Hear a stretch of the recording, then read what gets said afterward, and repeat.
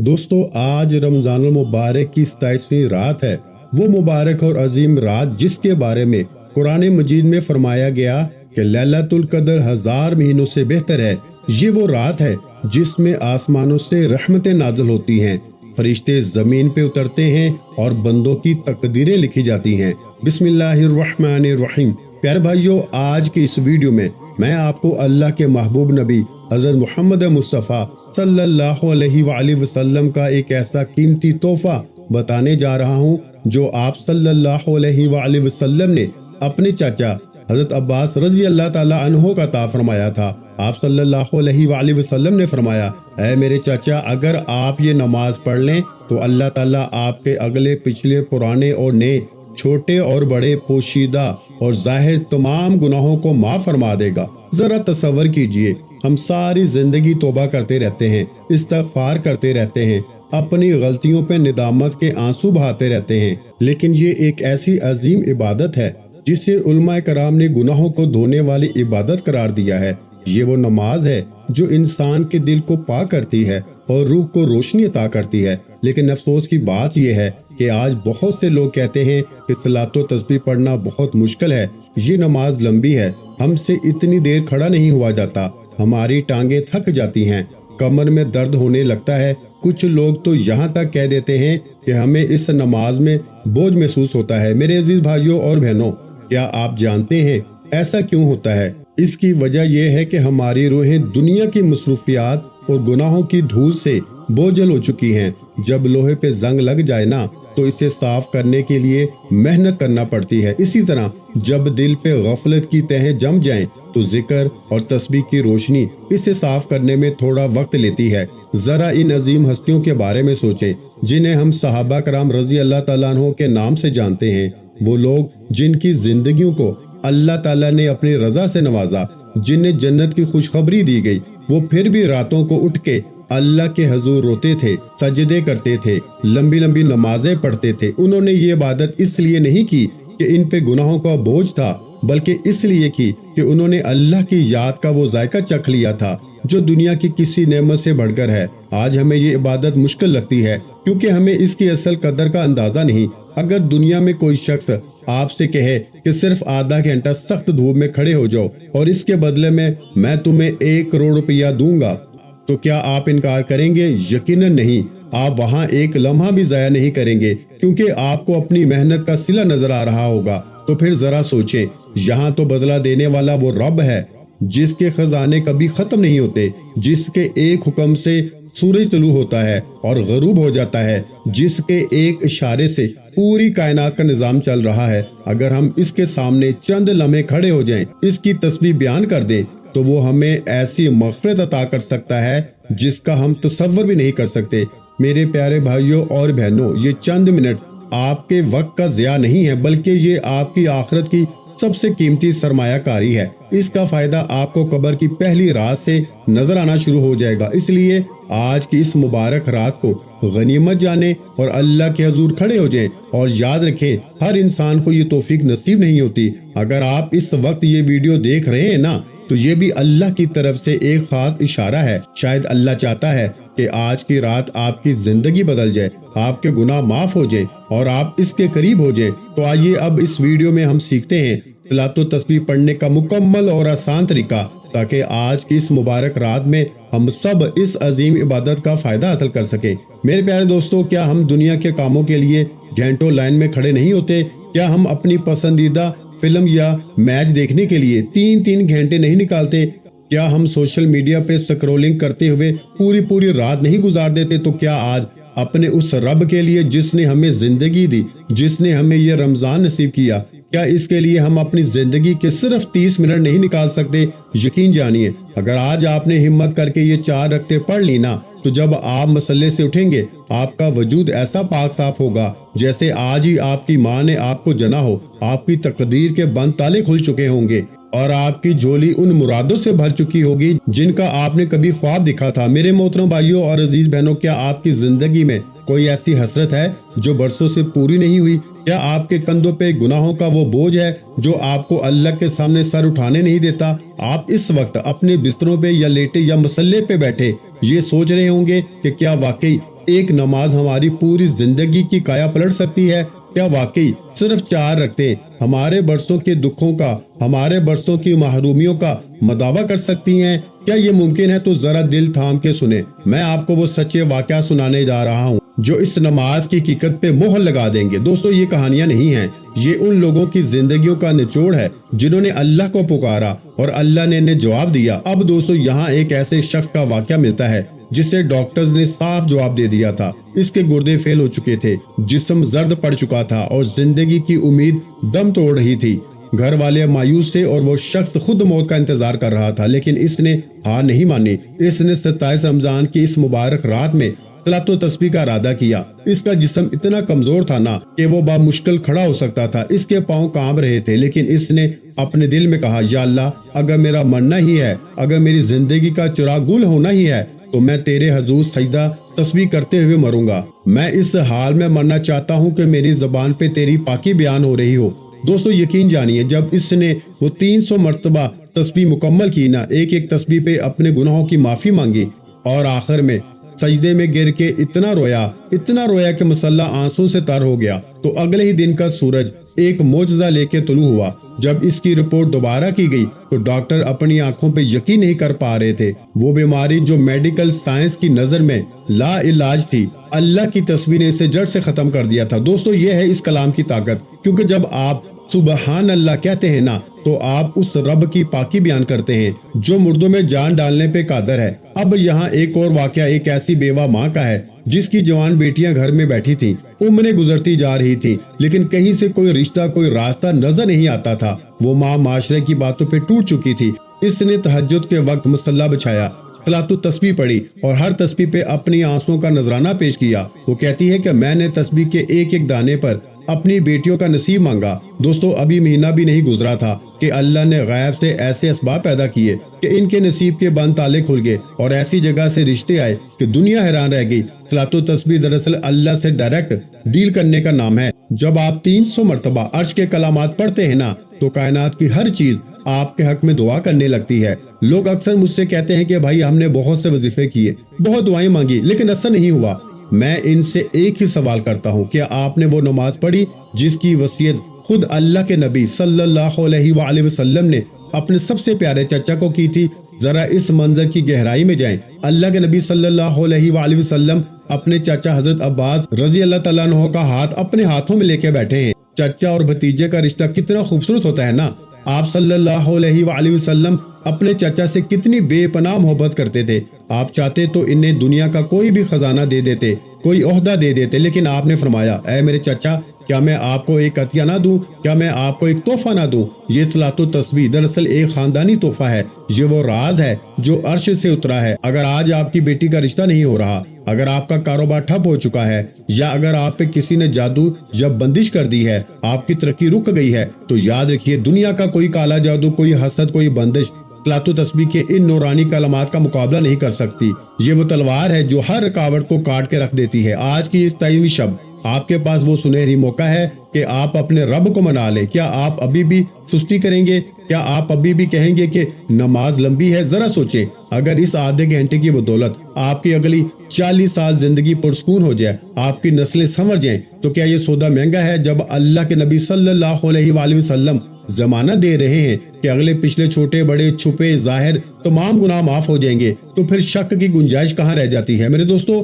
اس سے پہلے کہ میں آپ کو ایک ایک قدم سمجھاؤں، ایک بہت ضروری بات اپنے پلے باندھ لیں۔ جیسے ہی آپ مسلح پہ کھڑے ہوں گے نا، اللہ اکبر کہہ کے نیت باندھیں گے، تو یاد رکھیے کہ شیطان اپنی پوری طاقت لگا دے گا کہ آپ یہ نماز پوری نہ کر سکیں۔ وہ آپ کا پیچھا مسلح تک کرے گا۔ آپ خود نوٹ کریں گے کہ عام نمازوں میں شاید ایسا نہ ہو، لیکن صلاۃ التسبیح میں جیسے ہی آپ تسبیح شروع کریں گے، آپ کو وہ باتیں یاد آنے لگیں گی جو آپ برسوں سے بھول چکے تھے۔ آپ کو گھر کے سودے سلف کا خیال آئے گا، آپ کو اپنے کاروبار کی فکر ستائے گی، یہاں تک کہ آپ کو یہ بھی یاد آنے لگے گا کہ فلاں الماری کی چابی کہاں رکھی تھی، یا فلاں بندے کو کیا جواب دینا تھا۔ دوستو یہ سب اتفاقیہ نہیں ہوتا، یہ شیطان کی پلاننگ ہوتی ہے۔ وہ جانتا ہے کہ اگر آج آپ نے یہ 300 تسبیحات مکمل کر لی نا، تو آپ اس کے چنگل سے ہمیشہ کے لیے نکل جائیں گے۔ آپ کے گناہوں کا رجسٹر صاف ہو جائے گا۔ وہ آپ کے ذہن میں وسوسے ڈالے گا تاکہ آپ کی گنتی خراب ہو جائے، آپ الجھ جائیں اور اکتا کے نماز چھوڑ دیں۔ وہ آپ کے دل میں ڈالے گا کہ چھوڑو یار، بہت دیر ہو گئی ہے، اب بھی تو بہت رکعتیں باقی ہیں۔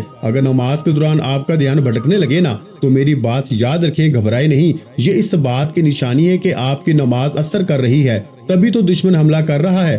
بزرگ فرماتے ہیں کہ جب خیال آئے تو اس کے پیچھے نہ جائیں، اسے آنے دیں اور جانے دیں۔ آپ بس اپنی زبان سے نکلنے والے لفظوں سبحان اللہ اور الحمدللہ پہ توجہ دیں۔ یہ سوچیں کہ کائنات کا بادشاہ جو دلوں کے حال جانتا ہے وہ اس وقت آپ کو دیکھ رہا ہے۔ اگر آپ کو لگے نا کہ آپ گنتی بھول گئے ہیں تو پریشان ہو کے نماز نہ توڑیں۔ جو عدد ذہن میں پکا لگے اس پہ یقین کر لیں اور آگے بڑھیں۔ اللہ تعالیٰ بہت غفور رحیم ہے، وہ کوئی حساب دان نہیں ہے، وہ آپ کی گنتی کا نہیں، آپ کے دل کی اس تڑپ کا حساب رکھتا ہے جو آپ کو آدھی رات کو مصلے پہ لے آئی ہے۔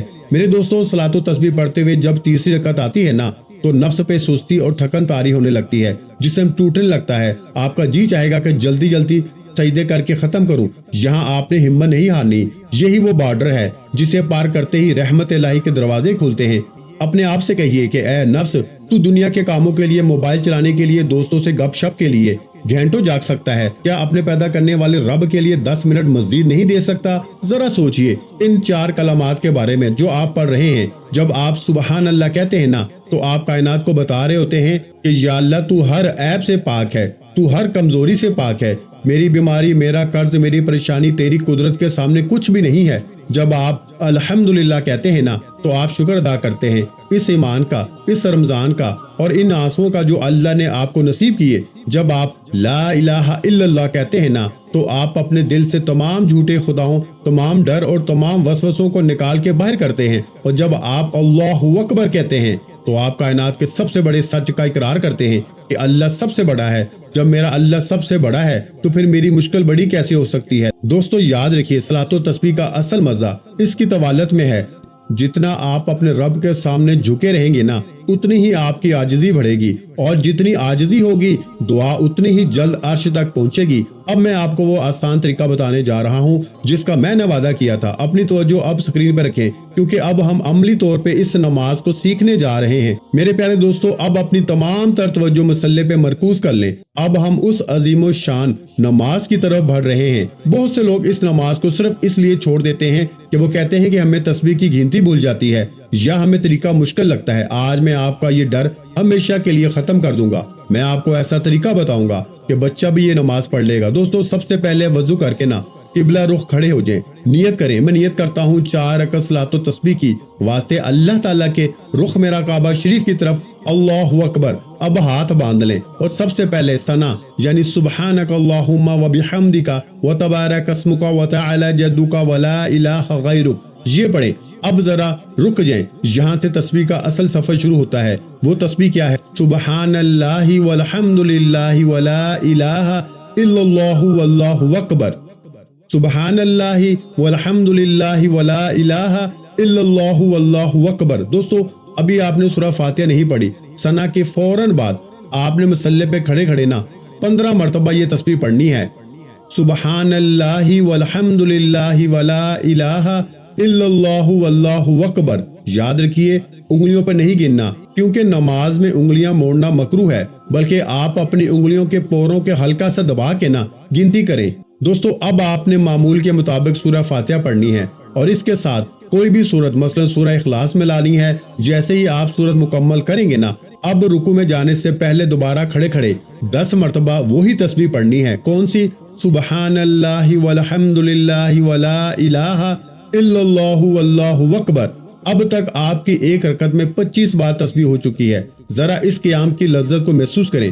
آپ اللہ کے سامنے کھڑے ہیں، اس کا کلام پڑھ رہے ہیں اور پھر اس کی پاکی بیان کر رہے ہیں۔ فرشتے اس منظر کو دیکھ کے رشک کرتے ہیں کہ ایک گناہگار بندہ اپنے رب کو منانے کے لیے کتنی محنت کر رہا ہے۔ دوستو، اب اللہ اکبر کہتے ہوئے رکوع میں چلے جائیں۔ رکوع میں پہلے 3 بار سبحان ربی العظیم، سبحان ربی العظیم، سبحان ربی العظیم کہیں اور پھر اسی حالت میں جھکے ہوئے 10 مرتبہ وہی تسبیح پڑھیں، سبحان اللہ والحمدللہ ولا الہ الا اللہ واللہ اکبر۔ اب گنتی ہوگی آپ کی 35۔ اب دوستو، جب آپ اللہ اکبر کہتے ہوئے رکوع میں جائیں گے نا تو یہاں آپ نے صرف جسمانی طور پر نہیں جھکنا، ذرا تصور کیجئے کہ آپ اس رب کے سامنے جھک رہے ہیں جس کے سامنے کائنات کے پہاڑ ریت بن جاتے ہیں، جس کے سامنے سمندروں کا پانی سمٹ جاتا ہے۔ جب آپ رکوع کی حالت میں 10 مرتبہ وہ تسبیح پڑھیں گے نا، تو ہر بار سبحان اللہ کہتے ہوئے یہ سوچیں کہ آپ اپنی کمر سے گناہوں کا وہ بوجھ اتار رہے ہیں جو برسوں سے آپ کو سیدھا نہیں ہونے دے رہا تھا۔ یہ 10 تسبیحات آپ کے تکبر کو، آپ کی انا کو اور آپ کی اکڑ کو توڑنے کے لیے ہیں۔ بزرگ فرماتے ہیں کہ جھکتا وہی ہے جس کے دل میں رب کی عظمت ہو، اور جو رب کے سامنے جھک جاتا ہے نا، رب اسے دنیا کے سامنے کبھی جھکنے نہیں دیتا۔ اب رکوع سے کھڑے ہو جائیں اور سمی اللہ لمن حمیدہ ربنا لک الحمد کہیں۔ اب سجدے میں جانے سے پہلے سیدھے کھڑے ہو کر دوبارہ 10 مرتبہ وہی تسبیح پڑھنی ہے، سبحان اللہ والحمد للہ ولا الہ الا اللہ واللہ اکبر۔ یاد رکھیے اکثر لوگ یہی غلطی کرتے ہیں اور تسبیح بھول جاتے ہیں۔ یہ کھڑے ہو کے 10 بار تسبیح پڑھنا دراصل اللہ کا شکر ہے کہ یا اللہ تیرا شکر ہے، تو نے مجھے اپنے سامنے جھکنے کی توفیق دی۔ اب گنتی ہوگی آپ کی 45۔ دوستو اب اللہ اکبر کہتے ہوئے سجدے میں چلے جائیں۔ پہلے 3 بار سبحان ربی العالی، سبحان ربی العالی، سبحان ربی العالی کہیں، اور پھر سجدے کی حالت میں زمین پہ ماتھا ٹکاتے ہوئے نا 10 مرتبہ وہی تسبیح پڑھیں، سبحان اللہ والحمد للہ ولا الہ الا اللہ واللہ اکبر۔ اب گنتی ہو گئی آپ کی 55 یعنی 55، اور پھر وہ مقام آتا ہے جس کا فرشتے بھی انتظار کرتے ہیں، یعنی سجدہ۔ جب آپ سجدے میں جائیں تو یہ یاد رکھیے کہ انسان اپنے رب کے سب سے زیادہ قریب سجدے کی حالت میں ہوتا ہے۔ دوستو جب آپ کا ماتھا زمین پہ ہو اور آپ 10 مرتبہ وہ تسبیح پڑھ رہے ہوں تو یہ مت سوچیں کہ آپ مٹی پہ پڑے ہیں، بلکہ یہ سوچیں کہ آپ کائنات کے بادشاہ کے قدموں میں ہیں۔ سجدے میں وہ 10 بار تسبیح پڑھتے ہوئے اپنے دل کی دھڑکن کو محسوس کریں۔ یہ تسبیح آپ کے گناہوں کو اس سیاہی کی طرح دھو رہی ہے جو آپ کے دل پہ لگی ہوئی ہے۔ سجدے میں پڑھی جانے والی یہ 10 تسبیحات اللہ کے غصے کو ٹھنڈا کر دیتی ہیں۔ تسبیح پڑھتے ہوئے اپنے دل میں اللہ سے کہیے کہ یا اللہ میں تیرے سامنے مٹ گیا، میں نے اپنی پیشانی تیرے قدموں میں رکھ دی، اب تو میری بگڑی بنا دے۔ دوستو اب سجدے سے اٹھ کے بیٹھ جائیں۔ اس حالت کو ہم جلسہ کہتے ہیں، یعنی کہ 2 سجدوں کے درمیان بیٹھنا۔ ابھی دوسرے سجدے میں آپ نے نہیں جانا۔ اس بیٹھنے کی حالت میں نا دوبارہ 10 مرتبہ وہی تسبیح پڑھنی ہے، سبحان اللہ والحمد للہ ولا الہ الا اللہ واللہ اکبر۔ میرے بھائیوں اور بہنوں، یہی وہ وقت ہوتا ہے جب اللہ کی رحمت آپ پہ برس رہی ہوتی ہے۔ یہ ایسا ہی ہے جیسے ایک سائل سوال کرنے کے بعد جواب کا انتظار کر رہا ہو۔ یہ 10 تسبیحات آپ کی دعا کی قبولیت کی بنیاد بنتی ہیں۔ اب گنتی ہوگی 65۔ دوستو اب دوبارہ دوسرے سجدے میں جائیں اور وہی 10 تسبیحات پڑھیں، یعنی سبحان اللہ والحمد للہ ولا الہ الا اللہ واللہ اکبر۔ اب ایک رکعت میں 75 بار یعنی 75 ٹائمز آپ کی تعداد پوری ہو گئی۔ سبحان اللہ۔ دوستو ذرا سوچیں، ابھی صرف ایک رکعت ہوئی ہے اور آپ کے نامہ اعمال میں 75 بار عرش کی کلمات لکھے جا چکے ہیں۔ میرے پیارے دوستو، پہلی رکعت مکمل کرنے کے بعد جب آپ دوسری رکعت کے لیے کھڑے ہوں گے نا تو آپ کو اپنے اندر ایک عجیب سا نور اور سکون محسوس ہوگا۔ اب وہی ترتیب آپ نے دوبارہ دہرانی ہے، یعنی کہ سورہ فاتحہ سے پہلے آپ نے 15 بار یہ تسبیح پڑھنی ہے، پھر سورہ فاتحہ پڑھنی ہے اور اس کے ساتھ کوئی بھی سورت ملا لینی ہے۔ وہ سورت پڑھنے کے بعد آپ نے 10 بار دوبارہ سے پھر وہی تسبیح پڑھنی ہے۔ پھر آپ نے رکوع میں جانا ہے، پھر آپ نے رکوع میں 10 بار پڑھنی ہے، پھر قومے میں یعنی کہ جب کھڑے ہوتے ہیں نا رکوع سے، پھر آپ نے کھڑے ہو کے 10 بار پڑھنی ہے، پھر پہلے سجدے میں 10 بار پڑھنی ہے، پھر جلسے میں یعنی کہ جو بیٹھنے کی حالت ہوتی ہے نا اس میں 10 بار، اور پھر دوسرے سجدے میں جا کے آپ نے 10 بار اس کو مکمل کرنا ہے۔ جب آپ تیسری اور چوتھی رکعت میں پہنچیں گے تو یاد رکھیے کہ یہاں نفس تھکنا شروع ہو جائے گا، جسم کہے گا کہ بس کرو، بہت دیر ہو گئی۔ لیکن میرے بھائیوں، یہی وہ وقت ہے جب آپ نے ثابت قدم رہنا ہے۔ یہ 300 تسبیحات دراصل 300 تھوڑے ہیں جو آپ کے گناہوں کے بتوں پہ پڑ رہے ہیں۔ جب آپ چوتھی رکعت کے آخری سجدے سے سر اٹھائیں گے نا اور اتحیات یعنی تشہد کے لیے بیٹھیں گے تو یقین جانیے آپ کا دل گواہی دے رہا ہوگا کہ آج کچھ بدل گیا ہے۔ اب جب آپ اتحیات پڑھ رہے ہوں گے نا تو یہ مت بھولیں کہ آپ اس دربار میں بیٹھے ہیں جہاں سے کوئی خالی نہیں جاتا۔ سلام پھیرنے سے پہلے کی وہ گھڑیاں جب آپ درود پاک پڑھتے ہیں وہ قبولیت کا خاص وقت ہوتا ہے۔ دوستو جب آپ سلام پھیریں گے نا تو آپ کے نامہ اعمال میں 300 مرتبہ کائنات کے سب سے وزنی کلمات درج ہو چکے ہوں گے۔ سبحان اللہ۔ دوستو ذرا تصور تو کریں، 27 رمضان کی رات، لیلۃ القدر کا سما اور آپ کے لبوں سے نکلی ہوئی 300 तस्बीहात, क्या अल्लाह इन्हें ज़ाया होने देगा? हरगिज नहीं।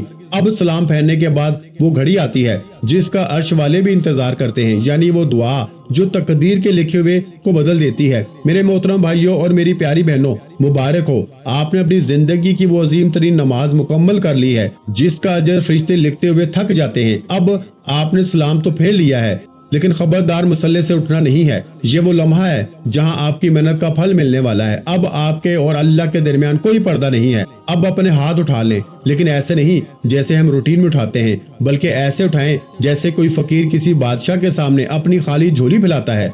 अपनी नजरें झुका लें, अपने गुनाहों को याद करें और अपने रब से बातें करना शुरू करें कि या अल्लाह, हम गुनाहगार हैं, हम खताकार हैं, हमने पूरी जिंदगी तेरी नाफरमानियों में गुजार दी, हमने वो आंखें गुनाहों में इस्तेमाल की जो तूने अपनी कुदरत देखने के लिए दी थी, हमने वो जुबान झूठ में चलाई जो तेरी तस्बीह के लिए थी। लेकिन या अल्लाह, आज 27 रमजान की इस मुबारक रात, शब कदर की रात, तेरे महबूब सल्लल्लाहु अलैहि वसल्लम के बताए हुए इस तरीके पे सलातो तस्बीह पढ़कर हम तेरे सामने हाजिर हो गए हैं। या अल्लाह, हमने तेरे घर का दरवाजा खटखटाया है, हमें यहाँ से खाली न लुटाना। या बारी ताला, वो तमाम बहनें जो इस वक्त अपने घरों के गोशों में बैठी हाथ उठाए हुए हैं, जिनके नसीब की बंदिश ने इनके वालिदैन को बूढ़ा कर दिया है, जिनके बालों में चांदी आ गई है लेकिन रिश्ता ना आया, या अल्लाह सलातो तस्बीह की इस बरकत से आज इनके नसीब के ताले खोल दे। या अल्लाह, वो भाई जो रिस्क की तंगी की वजह से अपने बच्चों की आंखों में आंखें नहीं डाल पाते, जो कर्ज के बोझ तले दबे हुए हैं, या अल्लाह तू गैब से इनकी दस्तगीरी फरमा दे।